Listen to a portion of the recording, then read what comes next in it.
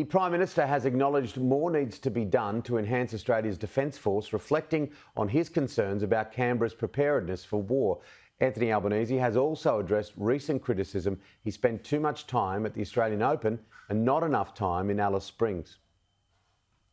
Anthony Albanese has conceded Australia's defence capabilities are not up to scratch. In an interview with Sky News host Erin Molan, the Prime Minister says he expects more announcements in the defence sector to be made in the coming months, once the Defence Strategic Review has been handed down. Is Australia capable right now of defending its shores? Well, quite clearly, Australia needs to be in a stronger position in the future than we find ourselves today. Citing the ongoing war in Ukraine, Mr Albanese admitted he is concerned by the current state of the world.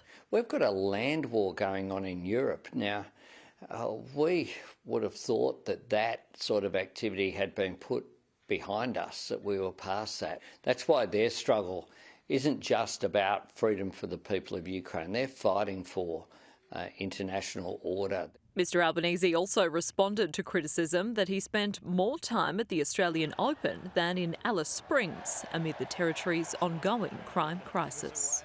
I work each and every day. I've worked. I didn't have time off over the Christmas period.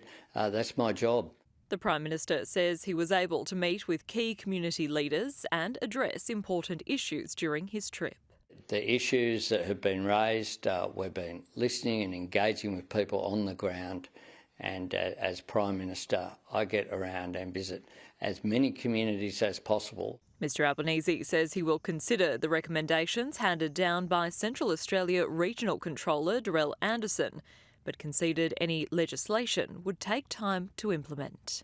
We are making sure that we act expeditiously on the recommendations. It is important that the report to government actually go to the government, and my government will be having a cabinet meeting early next week. The Prime Minister also defended the country's national disability scheme.